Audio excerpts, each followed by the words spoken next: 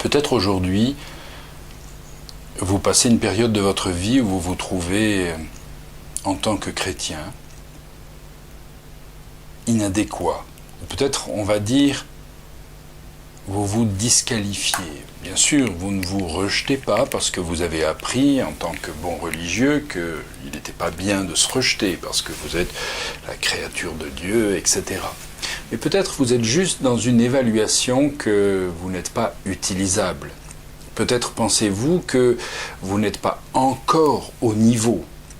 Peut-être êtes-vous non pas négatif, mais pas forcément positif, où vous vous accordez de dire que vous êtes dans une période, ben oui, en ce moment, je suis pas... enfin... Et quelque part, le message qui est caché derrière ça, c'est que j'ai pu être très bon, ou j'ai pu être très spirituel. Mais revenons à la pensée parfaite de Dieu. Dieu sait que l'homme n'est pas à la hauteur. Donc, Dieu va lui donner la hauteur de Christ. Le jour où nous recevons Jésus-Christ comme notre Sauveur et Seigneur, eh bien, nous avons en nous la nature de Christ pour que nous puissions être à la hauteur de Dieu. Pensons à une chose. Nous avons affaire à un Dieu qui est au-dessus de tout, qui est bien conscient de notre faiblesse, de nos faiblesses. Donc, il a le choix, soit il ne nous utilise jamais, ou disons, il nous utilise quand on sera arrivé à un niveau X ou Y. D'abord, il va falloir qu'on sache qui le détermine, le niveau, qui établit à quel moment je suis mûr ou pas mûr. Vous savez, certains mouvements religieux attendent que les gens aient fait une école, et puis c'est comme si l'école était le niveau. Et puis tout à coup, les gens reviennent de l'école en question, institut biblique ou je ne sais quoi, qui sont de très bonnes choses au demeurant, mais qui rajoutent la déception de l'individu qui échoue après son école. Ah, ça c'est inquiétant, voire décourageant. Alors, on se pose la question, comment est-ce qu'on peut être utilisé par Dieu? Comment est-ce qu'on peut rendre service? Puis, si vous lisez l'histoire d'un roi 17, donc le premier livre des rois au chapitre 17, vous allez découvrir l'histoire du prophète Élie. Le prophète Élie a eu un sérieux problème. Il a fait un acte particulièrement héroïque, il a pris position, puis ensuite il s'est battu contre des faux prophètes, il les a éliminés, 450, et il a reçu des menaces sévères qu'il a entendues de la part de la terrible reine de l'époque.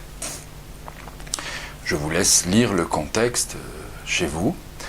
Mais ce qui est intéressant là-dedans, c'est que Élie est rentré en inquiétude, voire même en dépression.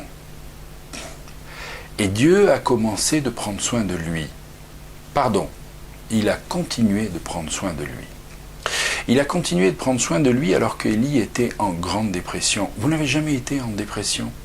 Vous savez qu'il y a beaucoup de chrétiens que je rencontre dans le conseil qui sont toujours en train de jouer à l'anguille quand on parle de dépression parce que c'est tellement mal en tant que chrétien d'être déprimé.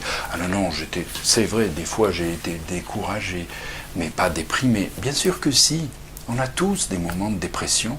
On a tous traversé des situations où on était en dépression soit très active, soit passive, avec des dépressions qui peuvent durer 1 année, 2 ans, où on est en dépression chronique.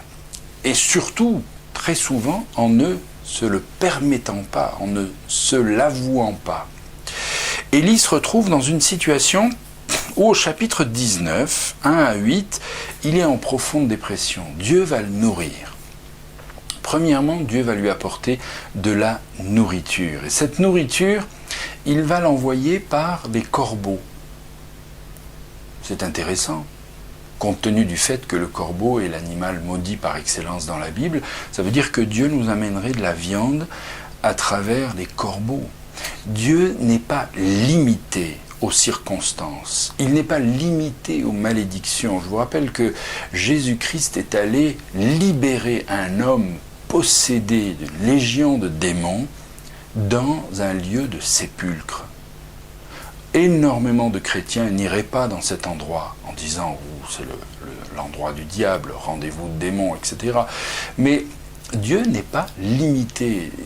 J'aimerais nous exhorter aujourd'hui, vous qui êtes tranquille à la maison en train de regarder et méditer avec moi sur cet élément, ne tombez pas dans le piège de limiter Dieu. De le limiter, bien sûr, je sais que personne ne limite Dieu. Loin de moi cette pensée. Mais quand je pense que Dieu ne peut pas utiliser un homme faible comme moi, je le limite.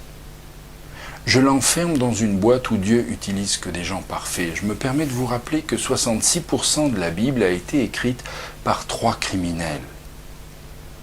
Très choquant. Mais ça veut dire que Dieu n'utiliserait pas des criminels ou n'utiliserait pas des gens faibles, des gens qui ont échoué pour faire quelque chose qui va changer la vie d'autres. Si Dieu n'était pas comme ça, aucun d'entre nous serions dignes. Aucun. Et ceux qui pensent qu'ils sont éventuellement dignes seraient les plus indignes, puisque c'est quand même la chose la plus grave, c'est de croire qu'on n'a pas péché, ou qu'on n'a pas trop péché, ou qu'on n'a pas suffisamment péché par rapport à mon frère qui, lui a vraiment échoué, il a abandonné l'église, il a abandonné sa femme, elle a vécu dans le péché, etc.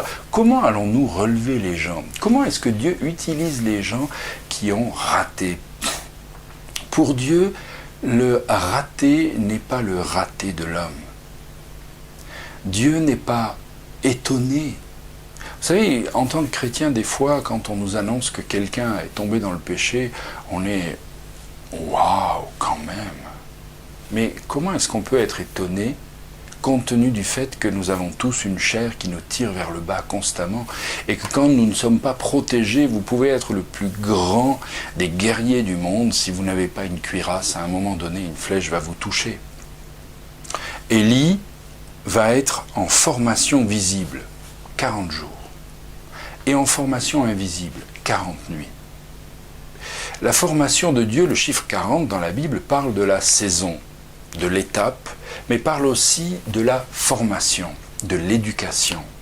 Dieu va prendre ce temps pour lui faire une formation visible, c'est-à-dire un moment où il va réfléchir, où il va considérer, où il va voir, comme Dieu va prendre soin de lui dans sa dépression, comme Dieu va prendre soin de lui dans sa faiblesse et dans sa tristesse. Et puis il va être dans sa formation invisible. Dieu va changer des choses que Élie ne soupçonne même pas. Dieu va transformer des éléments de la vie d'Élie qui sont même pas imaginables. Et peut-être même qu'il ne découvrira que longtemps après. C'est ce qu'il fait avec nous. Dans votre période en ce moment, vous êtes peut-être dans une période hyper difficile ou tout simplement une période que vous considérez non pas négative mais comme un point mort. Statu quo, il n'y a pas de mouvement, il n'y a rien qui se passe dans ma vie. Ne pensez pas, ne limitez pas Dieu dans cette période. Ne pensez pas que Dieu n'est pas très actif pour continuer le merveilleux chantier qu'il a commencé dans votre vie. Ne vous inquiétez pas, Dieu est intéressé à être en contact avec vous. Il est intéressé à valoriser la vie de Jésus-Christ en vous, pour vous qui êtes croyants, nés de nouveau, avec cette nouvelle vie de Christ en vous, parce que vous l'avez reçu un jour. Et Dieu, avec cet élément-là, n'est pas limité. Ne limitons pas Dieu à nos faiblesses. Ne faisons pas arrêter l'œuvre de Dieu parce que je suis arrêté dans ma faiblesse. Considérons que Dieu est en train de vous chercher. Il est en train de vous apprendre, de vous équiper et surtout de vous montrer que l'amour inconditionnel ne se manifeste réellement que dans les situations où on ne mérite rien. Et comme on est dans une situation où on ne mérite pas d'être aimé, l'amour est d'autant plus grand que dans cette période.